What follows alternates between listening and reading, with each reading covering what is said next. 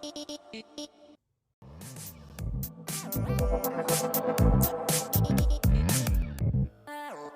it, everyone? We are at the Schtick Show. Your three favorite friends from Hawaii are back to talk story about what brings us joy in comics, video games, and pop culture. We'll share our shtick with you, so stick around. If you fancy what you hear, please like and subscribe on the platform you frequent. Your support is extremely appreciated. If this is your first time, mahalo for spending it with us. I'm your co-host, Drake. That's Thomas. What up? What up? And that's Scott. How's it? And again, welcome to the Schtick Show. We are filming not during the nighttime, typically. We do that, but now we're filming in the middle of the day because we all had a moment to do so. So we might as well try something new in the sun. Well, technically under the shade of our homes, but the sun is out, I assume. Yeah, it is. I can see a little cloudy over here. A little overcast with a 60% chance of rain. Yeah, still got some sunlight shining through there.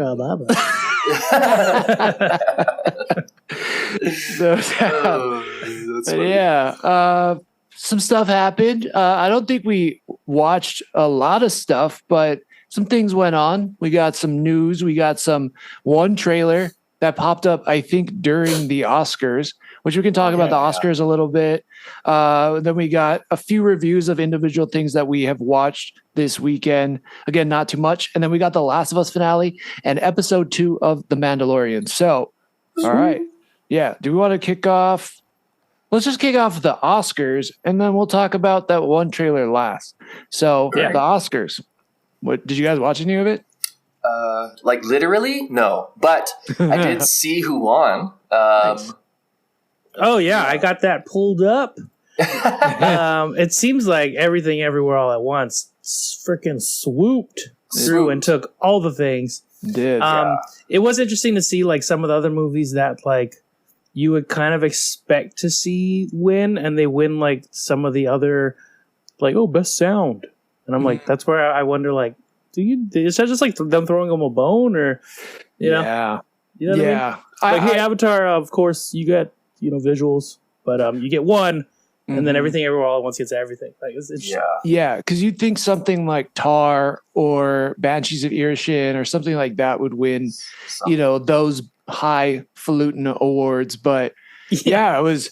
I told this to Christina going into. I'm like, if Everything Everywhere All at Once wins Best Picture, this is going to change the Oscars forever. I did not even think about Michelle Yeoh winning Best Actress or Jamie Lee Curtis winning Best Supporting Actress and Ke-Huy Quan winning Best Supporting Actor. Like, all that stuff was so crazy to me. Yeah, it swept. Cool. Yeah. And I think it is going to change things as far as like award shows go forever. Mm-hmm. Yeah, because you look at some of the contenders in these categories, and you're like, "Damn, these are like they're hard to beat." But they did it. Like, I know Kate Blanchett and Angela Bassett and Austin Butler for Elvis, all that stuff. Mm-hmm. Yeah, I don't know. Did Elvis even win? I don't even think Elvis won an award. It did not. That's crazy. Black Panther won costume design, but they didn't win makeup and hairstyling, which is like, that's interesting. Right. Who won that? I mean, I don't even care. But I think the Whale. That makes sense. Okay. That makes sense. Yeah. I mean, hey, how awesome for Brendan Fraser that he has an Oscar now. Yes, good for him. And what was it? There's a little moment of Brendan Fraser and Ke-Huy Quan. Yeah, Ke-Huy Quan. They were like both from like Encino Man, right? And now they both have Oscars. Like, so insane. Dude, I know. Jimmy Kimmel even said that. He's like, who would have thought 2 guys from Encino Man would be holding Oscars this year? And it's like so true.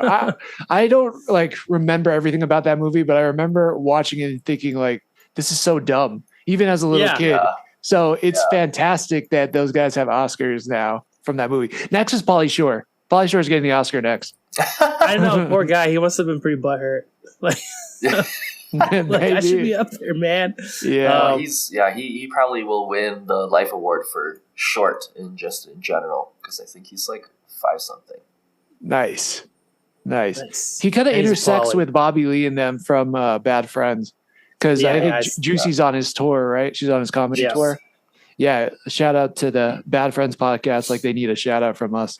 I know, yeah, they're struggling over there, so let's help them out. You can stop listening now and go give them a listen. Yeah, but first like a review, and then you can hop over. yeah, like a review. We actually crazy. We actually like a review. We're a charity podcast. All Quiet on the Western Front won a bit of things for production design. It was very quiet on my Western Front. Hey, Heyo, it's a German film, so but it's also like a World War II film, so. I want to see that. Yeah, I keep seeing it on my Netflix, and then I look at the clock, and I'm like, oh, "Fuck, I don't have time right now." But I'm gonna watch for like a 2.5 movie. yeah. You also want no distractions with a war movie. Yeah, you want to be immersed. Exactly. Just like 1918, was it? Where it was just one shot. That was 1784 or whatever year that was good. Whatever, 1200 BC or something, whatever. Right. A different movie. But the Daniels winning Everything Everywhere All at Once, I really do think it's going to change everything for movies going forward. It was such a unique and weird movie, and just as like a not funny point, but I do think it's an interesting point, is with Parasite winning and this winning, these blended genre movies are becoming more and more popular because I think they're unique. You know what I mean? It has like action and comedy and romance and drama.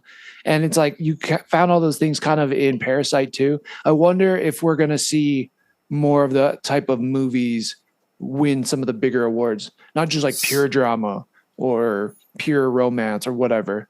You know what I mean? Yeah, that's an interesting thought that you bring up too. It's like, because back when Oscars were Oscars, right? It's like the best adaptation from what we thought was something, or like the best acting or the best screenplay. And like you said, now it's like an amalgamation of all those things. I wonder if theater will go through, or cinema will go through like this another bell curve of like everything is just like Everything Everywhere All at Once, and then like we get so much of that, and then all of a sudden it goes back to it needs to be so specific in order to win Oscars or whatever.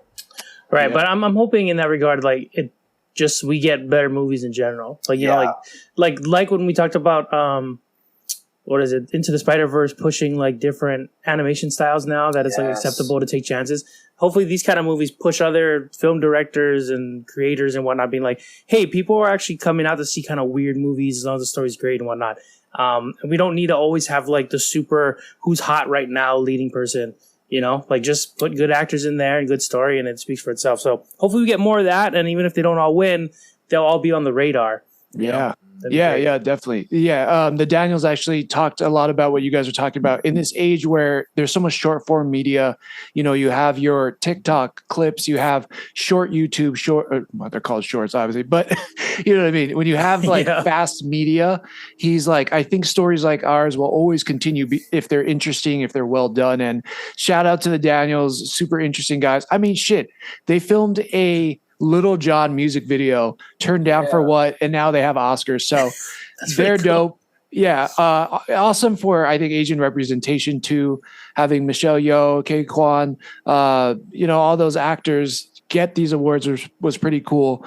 And I think that's dope. Another Asian actor that's a part of our news, Stephen Yuen from The Walking Dead, has officially come out and said he's going to be in Thunderbolts. Heyo. What do you guys think? Do you have any predictions on who he could be? I don't, but I'm excited to hear that he's going to be a part of it. I really do like him. I loved him in The Walking Dead. Super sad when he died. Spoiler alert if you were super late to watch the show. I couldn't even watch it. I was like, it was brutal.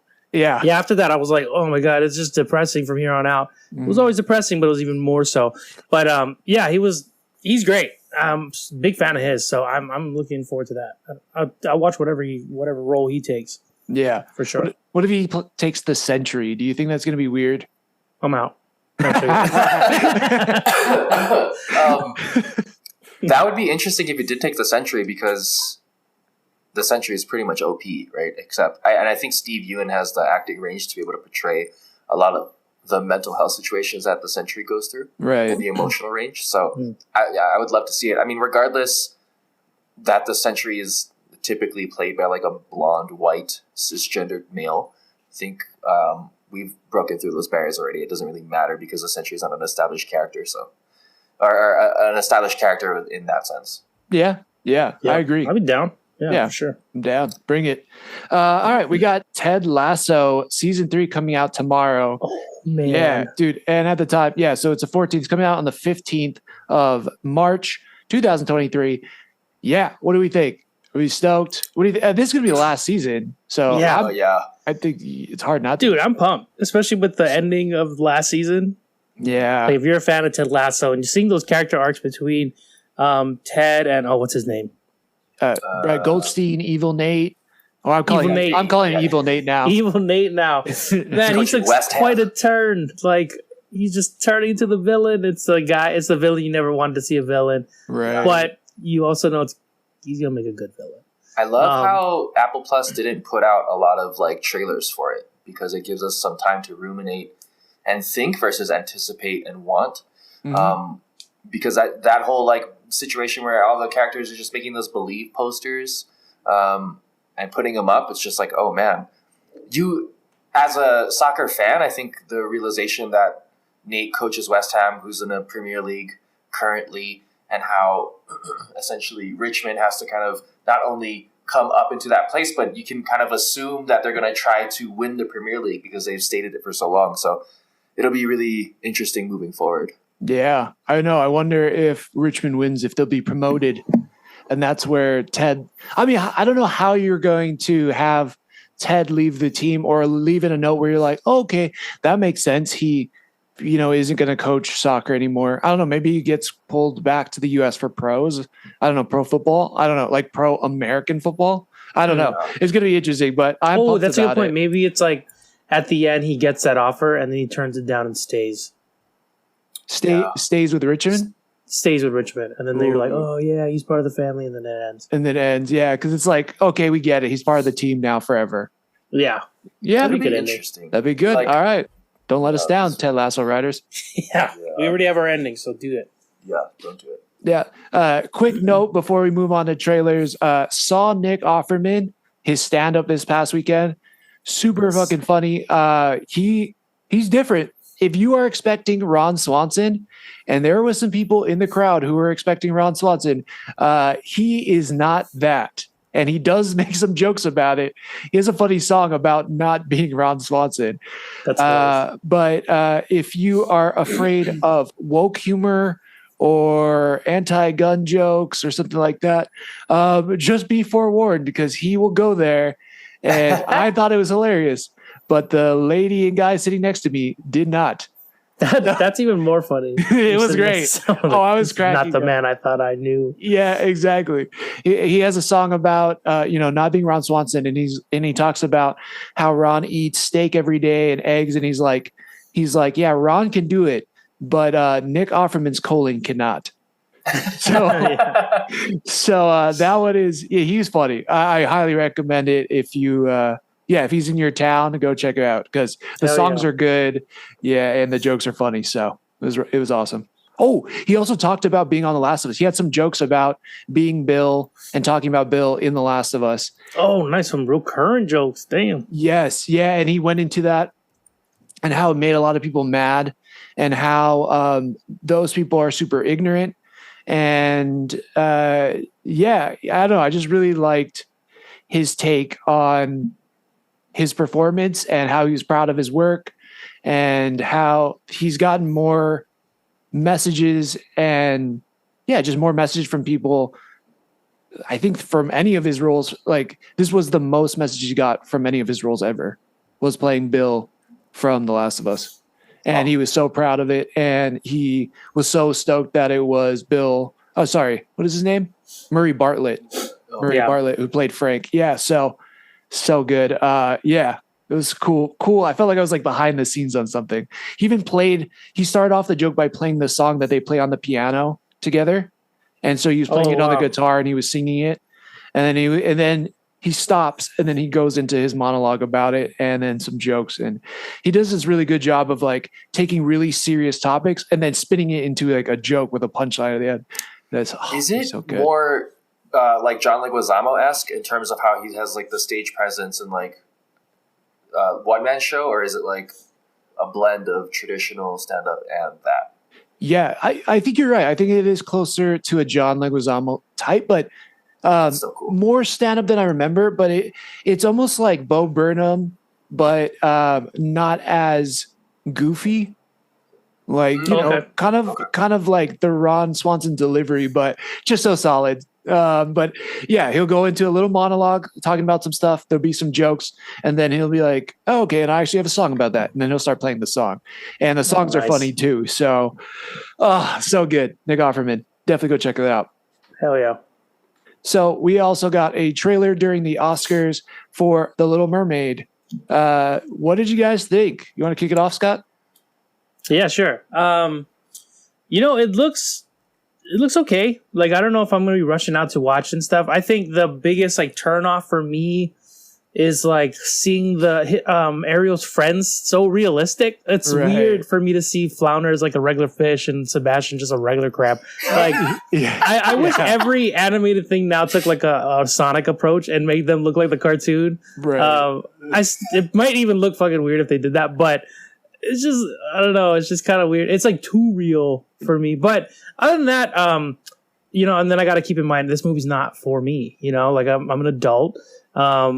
And like, kids are going to love the shit out of this movie. Mm-hmm. And the visuals are crazy. Like they show a glimpse of like them, like with all the mermaids and all that stuff. The actor who plays her dad is like amazing. What's that guy's Javier Bardem, I think is name? Javier Bardem. Like, dude, that guy's awesome. So, you know, it'll probably do pretty well. Like, they got a great cast. The visuals are amazing. Melissa McCarthy up in New. Oh yeah, Melissa McCarthy plays Ursula. So. Dude, she looks like a good Ursula too. Yeah, I was pretty impressed by that look. I really liked her tail. The Little Mermaid's tail. Like, that looks pretty damn good. I don't know why. I thought that was like super amazing. But they nailed the tail. They did, yeah. But I was like, damn it. Sebastian's mouth is too small. I didn't like that. I like big mouth Sebastian. Like a regular crab. Yeah, exactly. I want Sebastian with a jawline, you know? Yeah. Like, I wanted his mouth to be all teeth and he had a little mouth. What did you think, Drake? I thoroughly enjoyed it. I understand that it's a musical. I understand that Disney's going through this phase of like making a lot of the animated features into live action. And I'm super about it. In certain contexts, it's awesome. In certain contexts, it's not as great as the original, but it's definitely nostalgic, that new nostalgia. And like, again, Lin-Manuel Miranda is up in it. And I I've spoken my piece about he's Le Chef Louise. Oh shit. That's funny. And I've spoken my piece about Lin-Manuel in terms of like what he's been able to do and what he's been able to accomplish at the same point in time. Like, I think I have seen some things where, to me, he seems a little bit on his high horse, but that makes sense because he's doing all this good with the Disney shows and coming up with cool rhymes, et cetera, et cetera. So, I think I'm changing my mind about certain things, and then super excited to see it. And you know, it's really great to have mermaid representation. I think we don't have a lot of mythological representation in movies nowadays. So it's about time. Yeah. Really, I'm right? pro mermaid all day, man. Yeah. And if anyone been listening from the beginning, we've always been all about mermaids. So it's about time they get it right. Yeah, when they do Hercules, I'm excited for that because we'll get to see a lot more Greek mythology in a less traditional cut their head off type situation. And I would be looking forward to Hercules, my favorite one. So. Yeah, I'm trying to think who's the one that plays the satyr. Danny DeVito. Man, they gotta bring back Danny DeVito though. That's all what I'm saying. If Danny DeVito, is not the satyr, I think that's a miss. Yeah, 100%. Like, recast whoever else. You got to keep Danny DeVito. Like, that voice is, and I don't know. I mean, they could probably use James. Is James Wood still with us? I think so. His Hades was pretty iconic too. But at least Philatides, we got to get some Danny DeVito. His comedy is amazing. And he would crush it as Philatides still. So. James Wood's 75. Whoa. Yeah, he's CG, up there. baby. Let's do it. CG. Hey, I mean, James Earl Jones was doing Vader up until last year in the 90s. So come on, James Wood. And he's literally got blue fire for hair when he's 80. So there's going to be CG. So definitely. I do like think? how too, what practical it is. I mean, he could put on some sort of like weird 10-second scenes. Yeah. Yeah. Go, go, go, go, go, go, go, go. His eyes are just the whole time. Yeah. But I do like if you're not going to bring in the original cast, have them like adjacent, like what they did with Wednesday and Christina Ricci, or what they did with The Last of Us and the 2 original characters who voice acted. I think that's that's great. Just keep doing that because it's homage upon homage, and then it really legitimizes the thing too, especially if, again, like how Kevin Conroy was in other Batmans, et cetera, et cetera. So. Yeah. Yeah, I think so. And if their actors are still working, they're around, fucking use them. So I'm on board with that. Big time. Big time. So, I think I got Parks and Rec on the brain because that's Rashida Jones, and then, Nick Offerman and all that. And Rashida goes Jones with the big time. Can't get out of my brain. Can't get out of there. Reviews. Oh, let's do it. Moving on. Moving on. We are here at reviews. Let's kick it off with The Last of Us. Since you were talking about the voice actors that they pulled from the game into the show. Let's kick it off with the finale. What did you guys think? Oh man, that was good. Oh man, Drake, you? Whoa, man. Oh, buddy. Damn, it was really good. I beat the first game, and I was hoping they would, do that ending that they did, and they pretty much summed it up. Like, nailed it. The only thing that wasn't in the game was like the hundreds of bad guys you have to fight at the end, which makes sense, and that makes it like that much harder, right, when you're playing the game. But it makes sense in the show that it's like 5 dudes he's taken out. I really love though in that scenario that they cut the music down and they put a score over it, and they really made it feel like you are in his head. It's not glorifying the killing. Mm-hmm. It's like he doesn't want to do this, but he's going to do what it takes. Yeah. Super about that last episode. It was really good. Yeah, definitely. It definitely brings it together, I think, because throughout the show and episodes, they change things for the viewership, not necessarily for the people who played the game. And this one was a little bit more game orientated. Not verbatim, obviously, but like it was way more attuned to what happened in the game. And I think for me, that's like, oh, well, if this is the case moving forward, what are we to expect from season 2, Last of Us 2? Because it does kind of allow itself into it. I think for me, the episode, the finale was great, but it's how is it setting up for season 2?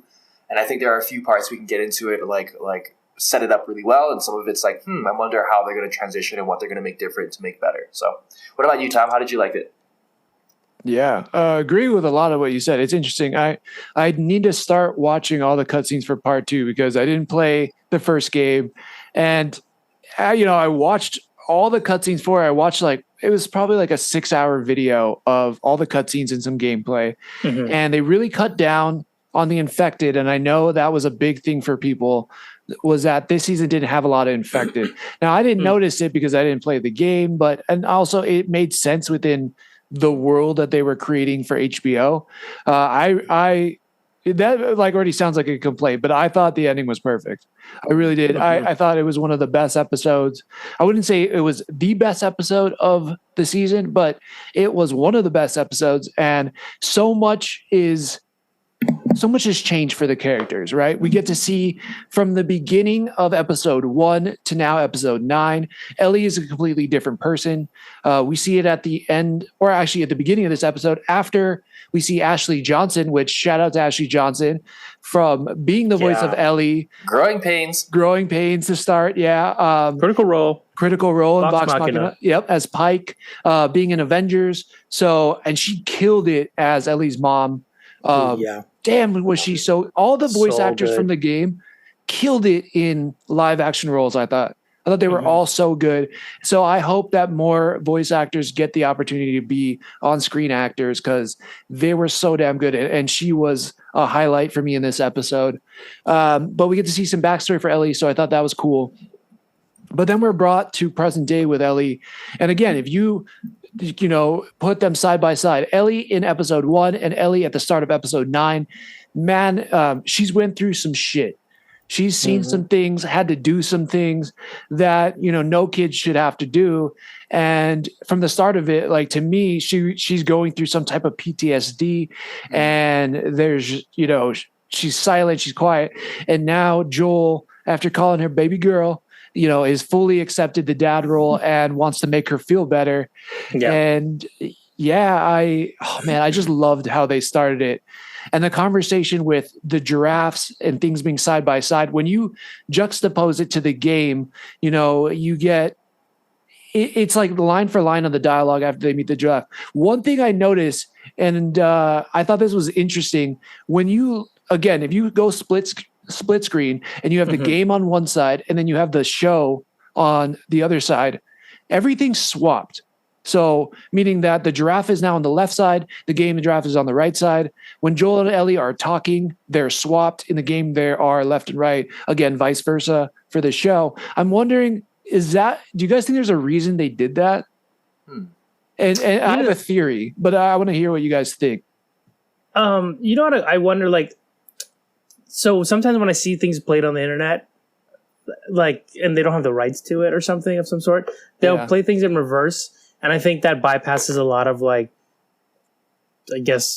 paying the rights for certain things. So I wonder if they're, I don't know if maybe they have so many rights to the game and certain people own certain things and certain shots. So maybe as long as they reverse certain things, they can take it screenshot for screenshot, but just reverse it and they don't have to, I don't know. And then they can own it. I have no idea, but maybe something like that. I don't know. What do you think? Yeah, I would go a little bit.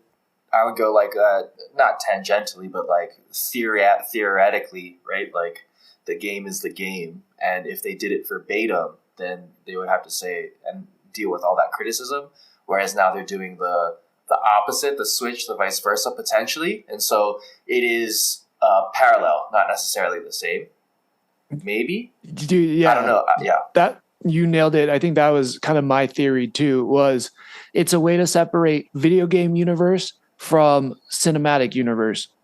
So that was my thing. Yes, they mirror each other. Like literally, if you put a mirror in between those two screens, they mirror each other if you folded them in on each other. But it's like this is as a way to represent this cinematic universe on HBO. It is the same source material. It is still The Last of Us, but it's two different things.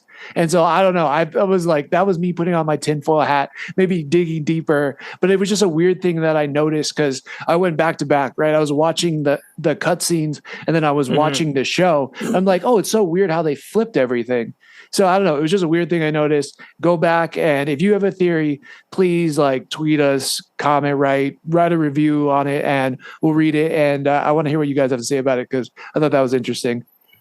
Yeah, I thought a lot of people, or I read an article online that said it was too short, and it wasn't what the viewers expected. I don't necessarily think that's the case in my opinion, but I don't think so either.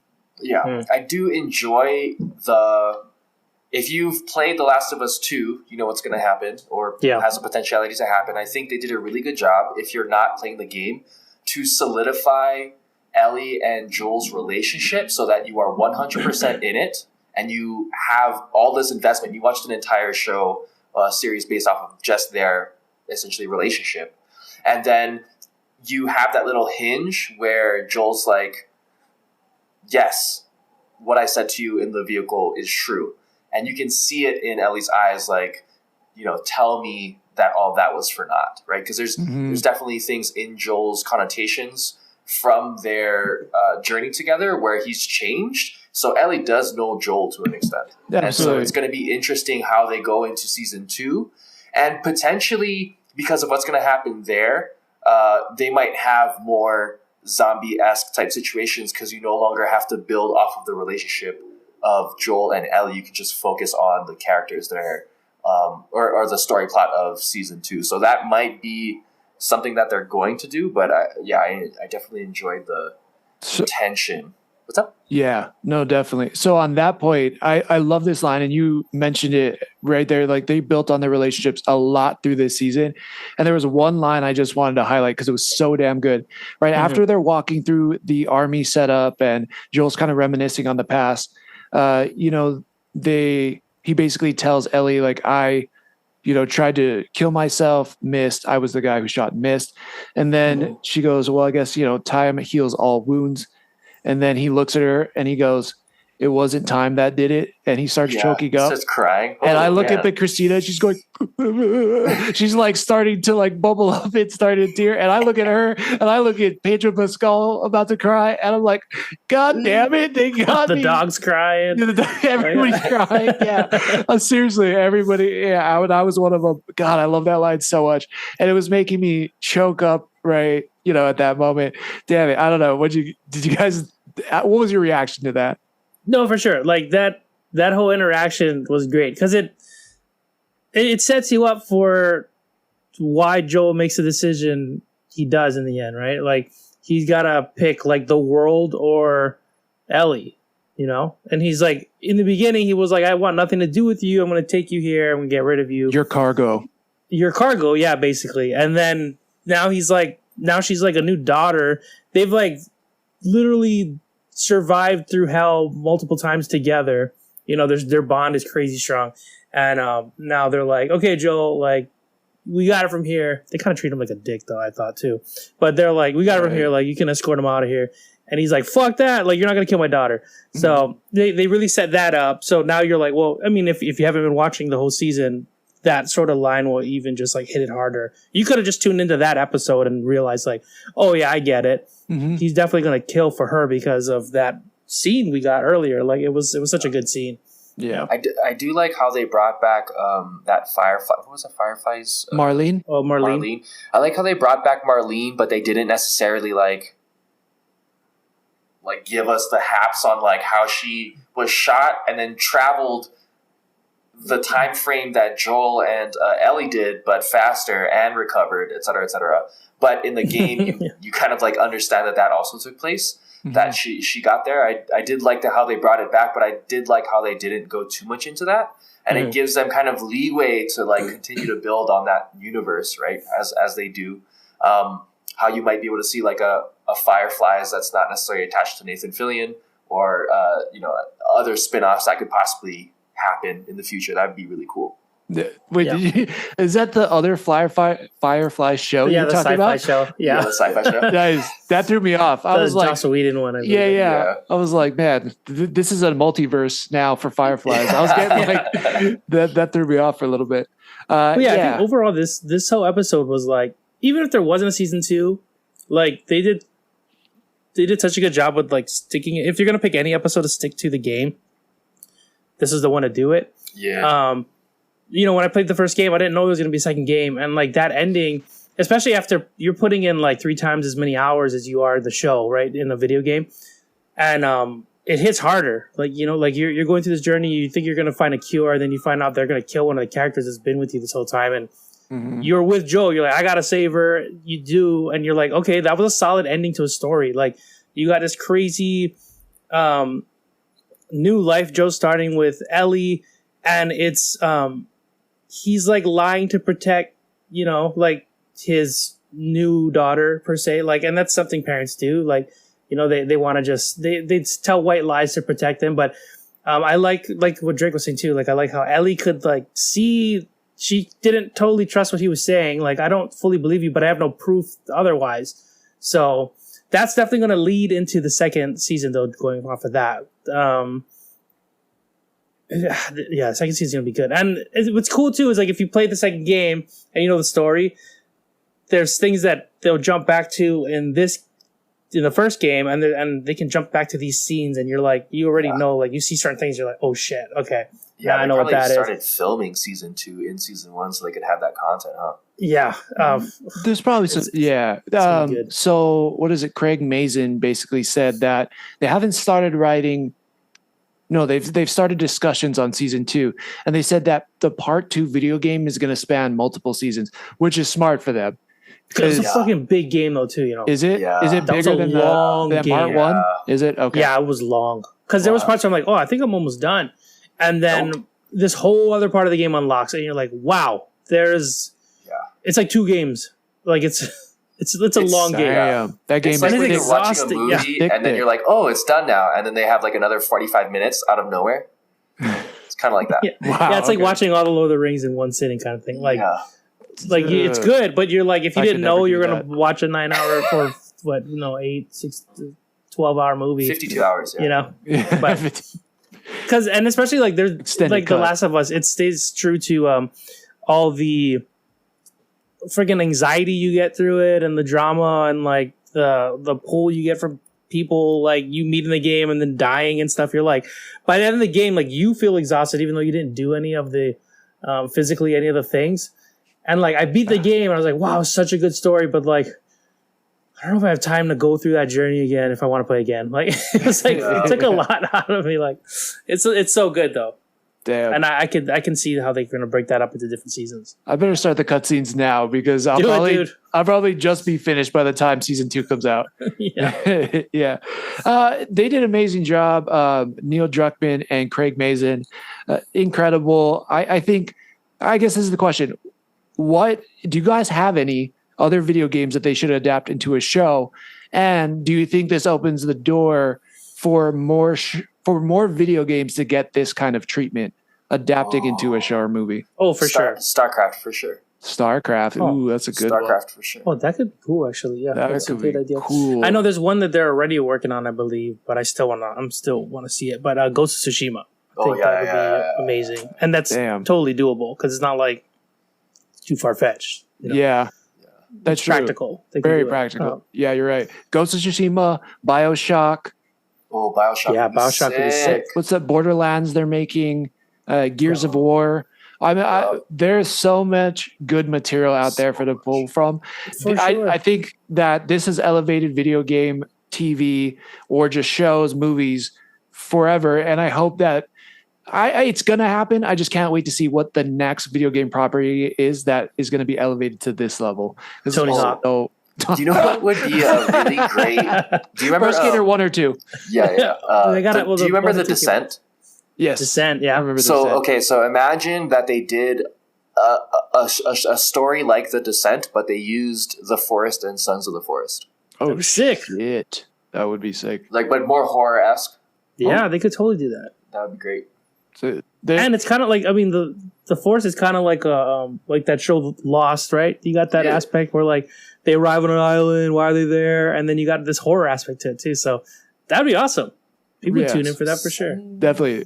The Sons of the Forest, for you haven't played, it's a survival game that, you're out in a forest, or you crash land in a forest and you have to like make everything. You have to fish or hunt for food. You have to make shelter, all these things. And then at night, these creatures come out and attack you. So I think that you're right. That game is ripe for a show. And you get like 4 interesting characters that have to survive season in and out, and you get weird monsters. Oh my god, that'd be cool. I'd be super down for that. Super sick. But yeah, love The Last of Us this season. I thought it was great all the way through. I do it wasn't a problem for me, but I do kind of agree that more infected would be awesome for next season. But Craig Mazin has already said there's going to be more infected. I think they did a great job of establishing the characters, establishing the world. And it was one of the best. I don't know if anything is going to top it for me this year, but right now it's sitting at a very comfortable like top spot for my top show of the year already. So yeah. Oh yeah, for sure. Plus, I'm such like a stan for Pedro Pascal. Like he already wins in my book. He's so good. Did you watch his Hot Ones take? I didn't yet. No, not yet. He looks so charming. Even more, he's so fucking charming. It's like, it's great. Yeah. Yeah, it's super great. I saw this one interview where they were like talking about some time in the past. He's like, "Oh yeah, we were on so much mushrooms, and like we did this thing." And I'm like, "That's so cool!" Like he's just like free to be like, "Yeah, I was on a lot of drugs and I had a good time." And like this type of format of interview, right? Like, fuck yeah, dude. He can do no wrong. I mean, he can do no wrong. Like just that meme's been going around from The Unbearable Weight of Massive Talent with him and Nick Cage in the car. I fucking love it. Where they're on those drugs. Yeah, and Nick Cage is dead serious, and you hands over to him, and he's smiling high as a kite. It's so damn good. But we still have him in The Mandalorian, which I'm stoked about. Should we dive into Mandalorian, or should we make everybody wait a little bit and do some quick reviews on some other things that we have briefly watched this weekend? I think we make everybody wait. Yeah. Keep All on right. waiting. Yeah, let's do it. You wait, you bitches. All right. So We love you. love you. Yes, please. Please tune in every week. All right. What else? Let's see. Drake, you're watching You, right? What do you think about You season 4 so far? I'm watching it with my significant other, my wife, mi esposa, and she started watching it, and I'm like, you know, when sometimes when somebody starts watching something, especially your wife, you're like, what are you watching, right? And then you sit kind down. of like, I'm already gonna hate this. Yeah, and then you get sucked into it, right? You're like, why is that person doing this? And like, oh my god, why is this happening? So Yep. it Damn follows, you, Love Island. Yeah, I mean, but Love Island's got other things to keep you there as well. Too, That's true. Yeah. So essentially, Penn Badgley, who's Joe Goldberg, is essentially this guy who has brain stuff to an extent, and he has trauma, and so he's trying to keep women, right? So he obsesses, finds, puts them in a box. They call it a box, but it's really like a really unrealistic, how do you get the money or the materials to make this down here without anybody knowing kind of a situation. Like a prison, like an underground prison, right? Yeah. Yeah. Like a Batcave prison? Yeah. Like that. Okay. And so you go through the seasons of watching him do this, and you're like, man, how is he going to get away with this? And he gets away with it. And he's like, man, how is he going to get away with this? And then he gets away with it. And this one, it changes. So season 3, it transforms into a murder mystery. So you're thinking to yourself, like, oh man, so how did all of this change in this situation? Where now he's trying to find a killer. Oh. And you're going through this labyrinth of effect where you're like, man, holy crap. Yeah, now he has to do this. Like, how is he going to get out of this? And why is this happening? Blah, blah, blah.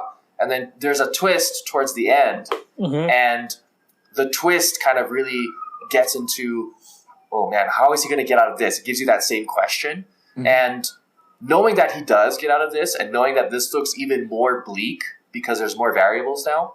Mm-hmm.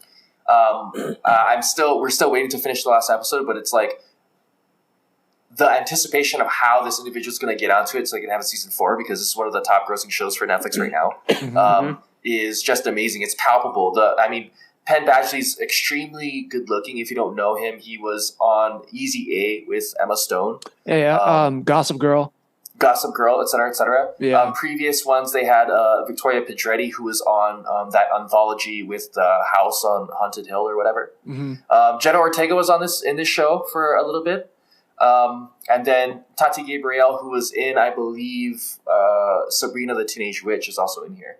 And so you're starting to see kind of all of this evolve with great casting, great character work, great acting, and all on a premise that's very similar to Dexter, but on the opposite end. So, like, there's definitely stuff he's going through in order to do these things that he's doing. It's not just he's trying to do good. It's a real mental, internal battle, and it's heart-wrenching. So if you're interested in murder mysteries, like most females are now, I'm speculating, and you're interested in like handsome people doing stuff that's a little bit sketchy, which is also a murder mystery, go ahead and take a look. Watch You, man. It's Very great. Nice. Better than season 3? On par with season 3? I think season 3 was shocking because you had Love, who's his wife. The identity kind of comes together, and you're like, oh, this is crazy. Like, you're equal, your mirror image, and yet somehow you're making this still about you, even though your circumstances are so dire because you have a child involved, et cetera, et cetera. So in terms of that surprising capacity, I think this one is not as surprising, but it's more compelling because it changes how the story is being told per usual. Yeah. So season 4 better? I would say season 4 is more interesting in that sense Nice. versus season 3. Very nice. Cool. Oh, can we go around? Penn Badgley as Mr. Fantastic for the MCU? What's your guys' vote? I would do Penn Badgley. He's with a beard, yes. Yeah. Without the beard, yeah. Scott, what about you? Without the beard, Elastic Man. Okay. All right. Oh, okay. Pretty. I'm not too familiar with his work, but I trust. I mean, he's getting grave reviews about all the things he's in right now. So yeah, why not? He looks the part. Yeah. His wife's name is Domino. He kills, I think. Or Yeah, he's murder. I don't know. Yeah, he's my pick for Mr. Fantastic MCU. I would love it. I know everybody wants what's his name from A Quiet Place in The Office. John Krasinski. I don't know. I feel like John Krasinski. We've already had him. I feel like he's a little too old. I think they're going younger. So I don't know. It'd be cool if they bring him back for the multiversal thing for sure. But Penn Badgley is my pick for the MCU Mr. Fantastic for sure. Yeah. Wait, real quick, because you're talking about like how is he going to get out of this? It reminded me. I know not everyone here watches it, but Barry had a new trailer release. It's the final season coming out, and he's definitely in a situation where you're like, how the fuck is he going to get out of this? Is it going to end really bad?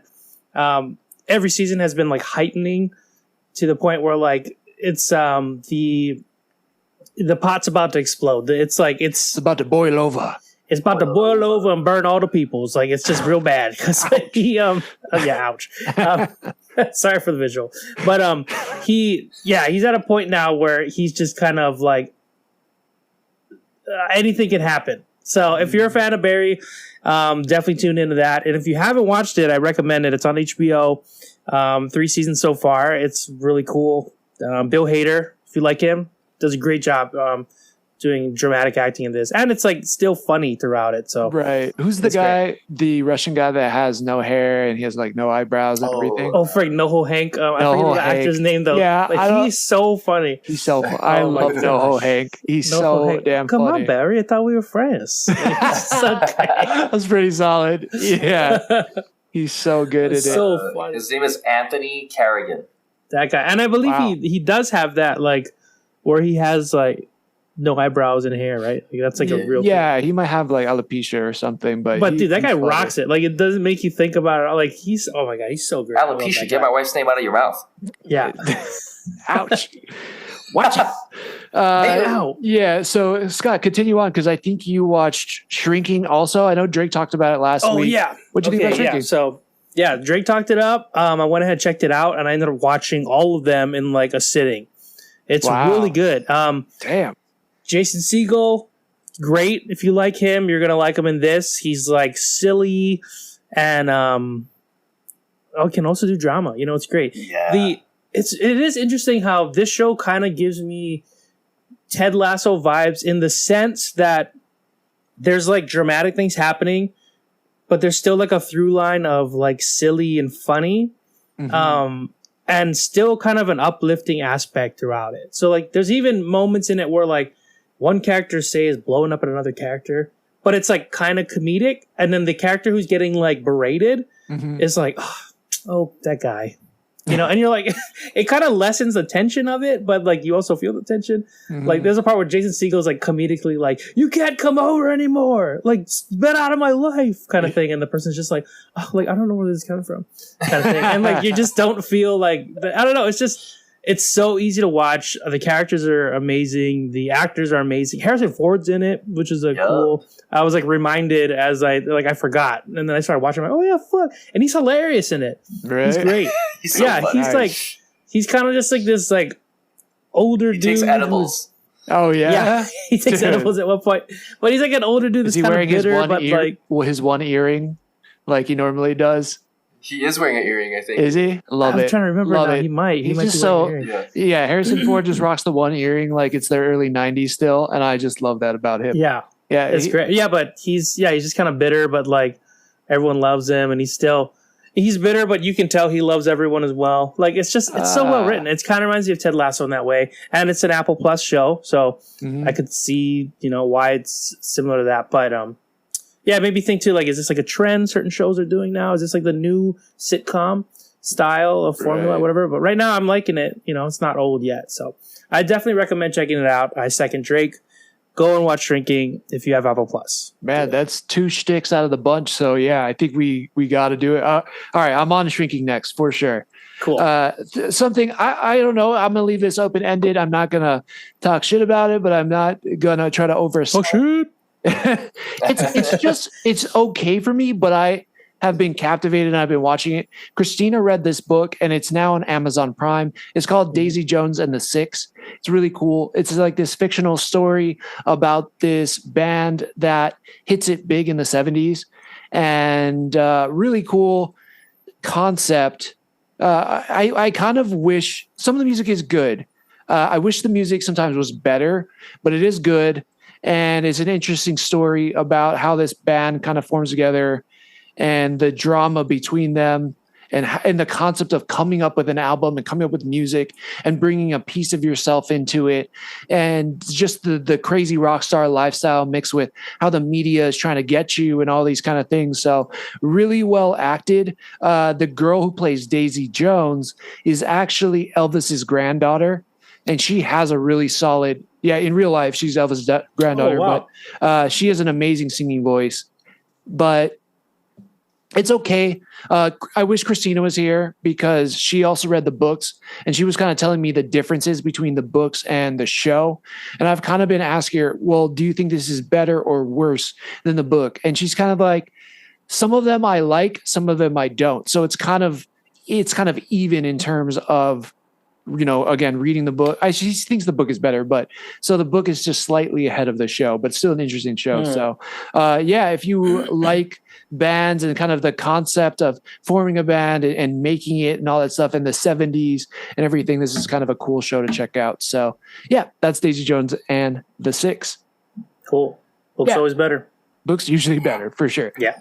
And last but certainly not least, because it's more Pedro Pascal, we just sandwiched this episode in all of Pascal.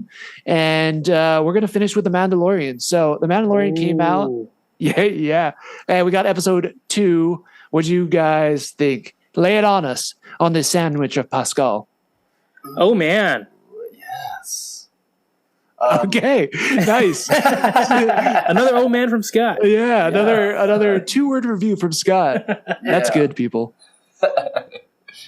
Moving on. So this episode, episode 2 in the latest season 3, you get the Mando's going into the mines. And he's trying to find the liquid luck so that he may bathe himself liquid IV and redeem himself to the creed of Mandalore.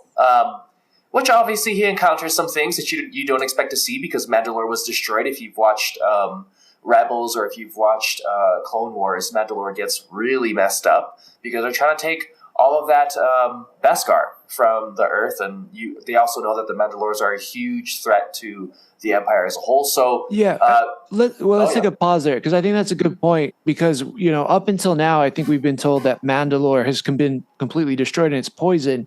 And then in this episode, after he gets the new droid R5D4, he sends him out, and we realize that the planet's not poisoned. Yeah. I don't know. What do you think? Like, do you think it was just because they weren't able to send somebody down there? Or why was the rumor that everything was poisoned, nobody could live there? I think in portion it was because you had the factions of Mandalorians kind of split. Right. And also you may have the Empire perpetuating that it's a wasteland so that there is no hope for Mandalorians to return to their home planet to build themselves up again. Ah, that's cool. Yeah, I didn't think about that.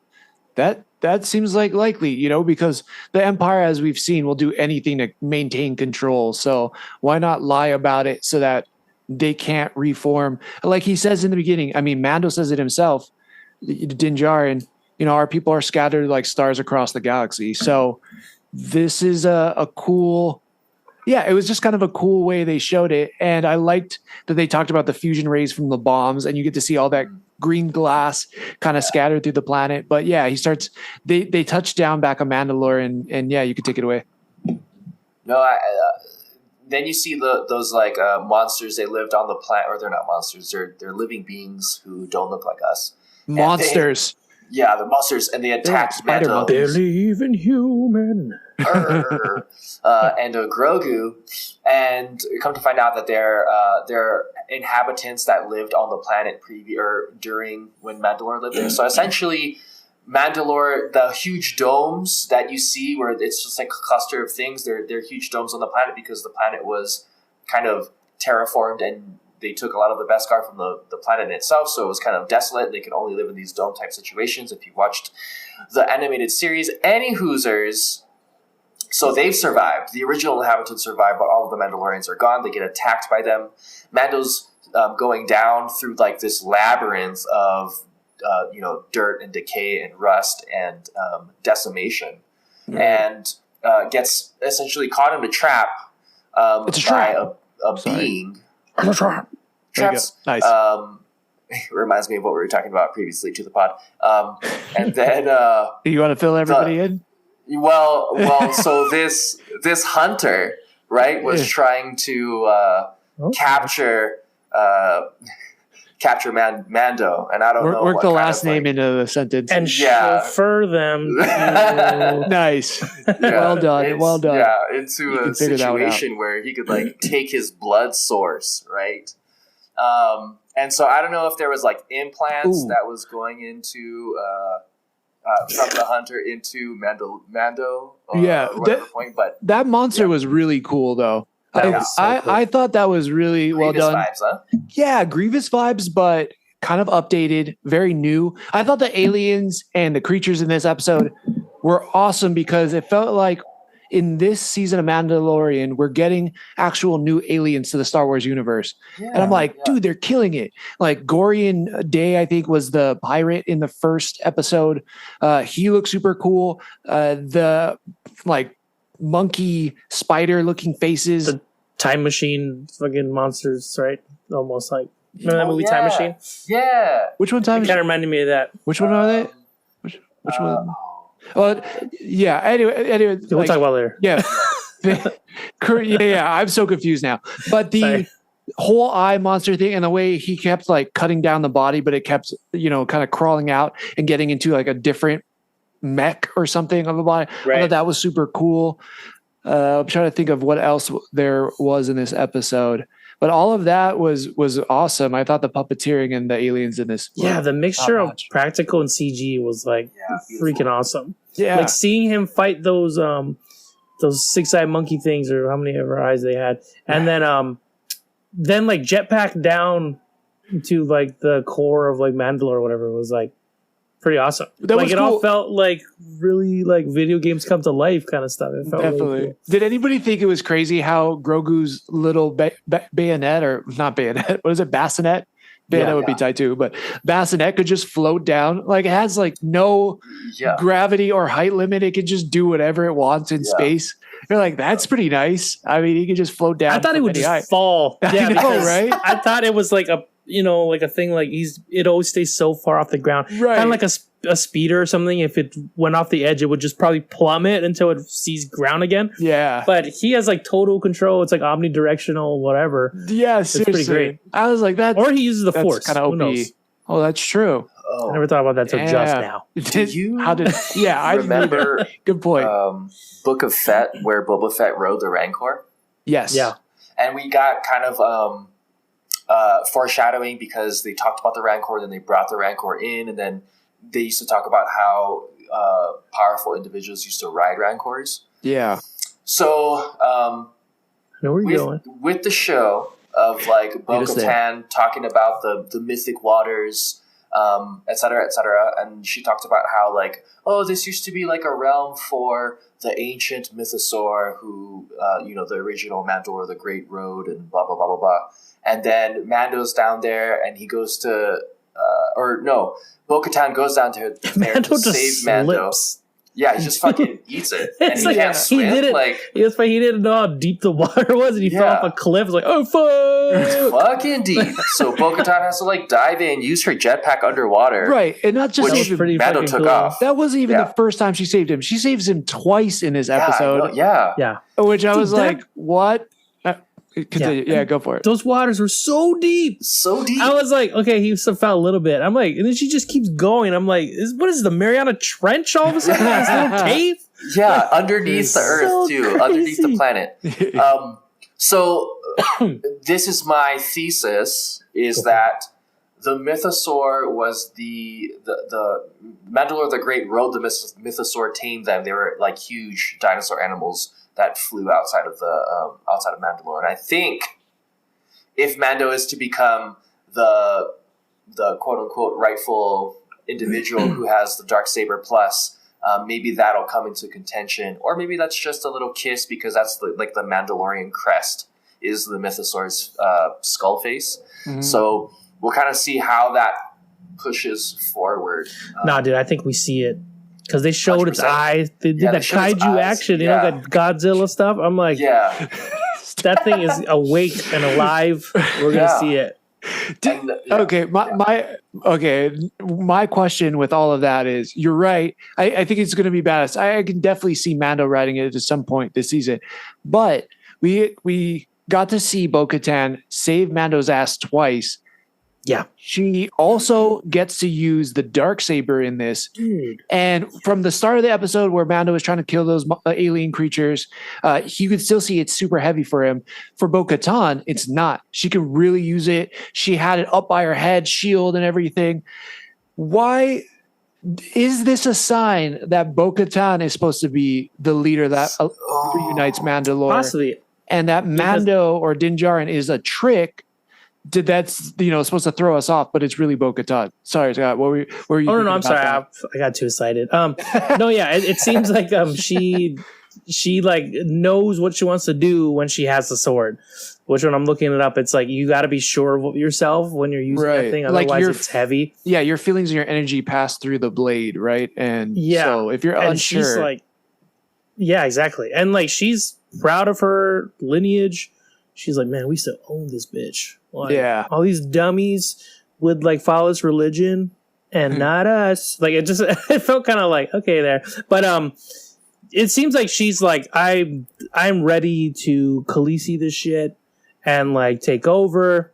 And I could see that. Like, dude, it was so cool watching her rock the black blade. Like it was badass. So yeah, I could totally see that. I don't know how they're gonna do it where like she gotta get over this whole like I gotta kill you for shit. Like, dude, just right. accept the gift, maybe that'll work or something, Yeah, I mean, because I think this whole season really is about whatever your belief is. Maybe it's not all or nothing, right? Like Mando's so about the creed of the Watch.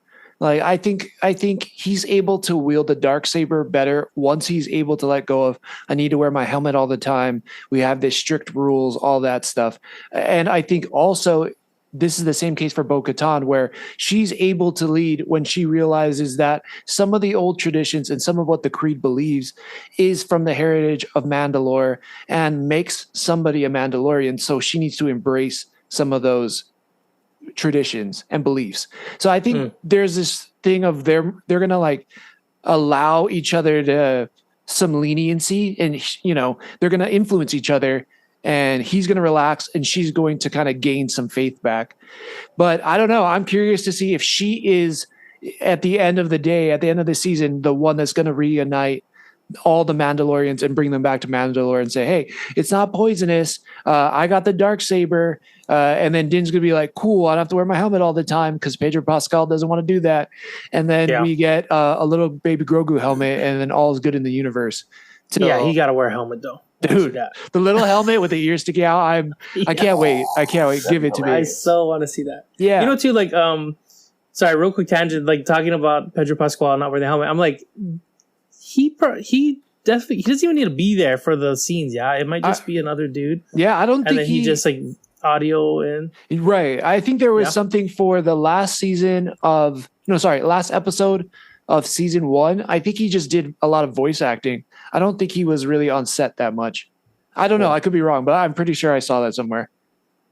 Yeah. So he's got a solid gig. And then he doesn't have to put on all that shit. Another tangent. Have you seen who they already casted in Ahsoka? No. Maybe. Other than Ahsoka, I don't know. Who are you talking about specifically? Which character? So we're talking about the Darksaber, and within Rebels, Sabine Wren, who is also a part of like Bo-Katan's squad, wielded the saber, and she was unable to kind of wield it because it was so heavy for her. So she's going to be played by I forget her name, Lizzie Bordeaux. Oh, okay. It sounds familiar, but I can't put a face to the name. So she was. Netflix had a spinoff of Crouching Tiger, Hidden Dragon. Oh, okay. Natasha Liu Bordizzo. She's an Australian actress. She was that. She was also in that one movie we watched with it's just like vampire. Oh, she was in Day Shift. Yeah, she was in Day Shift. Guns She was also what was that show? Yeah, that we watched. On I'm Netflix? trying to Anyway, like click anything to find a picture of this person. Natasha Liu Bordizzo. Yeah, Bordizzo. Let's continue because I can't. Anyway, find this. moving on. She gonna be in it, guys. She'll be in it. Yeah, good for her. Yeah. Sorry, going back to Mandalorian. So in this, it kind of sets up. So Mando is technically resolved, so we can assume he might go back to the what is her name? The welder. The armor. The welder. I mean, she does well. too far off. You were The electrician. Yeah. And The contractor. So Mando, he goes back to the carpenter and then says that he's good to go, right? And then we can assume that that's going to be the case, and we can assume that we're going to see, because this is one of the first times we see Grogu on his own. Yeah. And so hopefully we'll see a little bit more of that transition. Business. Doing his little force pushes. Yeah, I can only imagine him with like a weapon. That'd be so fun to watch. What? Yeah, I was curious. Oh, yeah. Sorry, do you got? Oh no, sorry. I was just gonna say, like, what if Mando does keep the blade and then Grogu's teaching him how to use it? Oh, he's like, I learned some lightsaber tricks, brah. Let me show you how. And then he's like, dude, that'd be sweet. What do you think? Yeah. Like, could Grogu wield the Darksaber? oh, even better. Yeah, what am I talking about? I mean, there's that. What if Luke comes back and just gives him the lightsaber and says, "Hey, I shouldn't have made you choose. You don't fall to the dark side. Remember your training. Here's Yoda's lightsaber." Like, I still think that's an option. And Or like what about you? What you just said? What if he becomes a Mandalorian and then he leads the? You right. think people would like that? I don't know. I mean, the thing is, Grogu's going to be around for a long time. We're finally sure. getting him to start talking to some degree. I don't know. I think we see him become a full-fledged Mandalorian, but I don't think we rule out him being able to get a lightsaber either. I don't know if in this season, because season 4 has already been confirmed. So if not in this season, I think season 4 we see him get a lightsaber. Hell yeah, dude. That'd be awesome. Yeah. So, I really like where they're going. We know the Mythosaur is there. I'm just curious. It ended at such a cliffhanger for episode 2 that a conversation needs to be had between Mando and Bo-Katan. Maybe he doesn't believe her that the Mythosaur is there, but I think he does because he's such a zealot. And now that he has redeemed himself, I guess what I'm thinking is that he's going to go back to the armor and the watch and say, "Hey, I've redeemed myself." And I don't think it's going to change anything for him. I don't think they accept him. I don't think that they say, "Hey, you're back on the team. You did everything right." I think he's still pushed out. I think he's still kind of this, apostate in a weird way. And so, I think that's the turning point. But regardless, with him and Bo-Katan now both redeeming themselves by her going in to save him, I think that they combine forces and we get to see Mandalore start to be rebuilt, because eventually I think the Mandalorians do help the rebels fight the Empire or the First Order, right? Something like that. So Super sick. yeah, I'm about it. That's true. Like, what was it? His plan was just to go bathe there, and then does he have any proof? He's like, "Hey, hold this camera, video me go in the water." Like, It did feel very like when they're like, "Go bathe in the thing." He's like, "All right," and they're like, "It's impossible though." He's like, "I'll find it." Okay, sure. It felt very Invader Zim. Like, we're like, we gotta get rid of this guy. Let's send him to this planet that doesn't exist, Earth, and then he finds the planet, and they're like, "Fuck!" Now we gotta acknowledge him. Like, yeah, it feels. Yeah, I don't know how he's gonna gain their trust back. It's like he's gonna bring back a vial of the water. I don't know. Right. I mean, he took down the turtle alligator, and they were like, "Yeah, you're still not one of us." And he saved everybody's ass. So, it's interesting. I like that. A lot of the theories that were online were pretty much squashed by episode 2. So it's going to be really interesting to see where this season goes. But I think at some point the Mandalorians have to unite, and we're gonna hopefully see it. Mm-hmm. Oh, it was so good though. It was good. Really like this So episode. So excited. We are also doing our Mandalorian weekly talk with Challenge Accepted every Wednesday night at 8:30 p.m. Pacific Standard Time. And we're just going to be talking about the new episode as it drops. So if you want to come in, share your thoughts about the new episode or past episodes or where you think this season is going, please share it. We're all on board with that. And hope you guys can make it. Yeah, any final thoughts or closing words, gentlemen? Oh boy. Yeah. Oh man. Oh man. Yeah, Frank. I fucked it up. Friggin' go watch Mandalorian. Go watch Shrinking. Comment and subscribe. We want to hear from you guys. Do it. Yeah. Interact with us because we want to talk. Please. No, you sounded like the guy from What We Do in the Shadows. Damn, why can't I talk? Yeah. Nandor. Yeah, Nandor. Nandor's hilarious. He's so good. Nandor's so good. Note. On that note, bye everybody. Have a good week and thanks for sticking it with us. Thank you, Guillermo. Bye. The Joystick Show.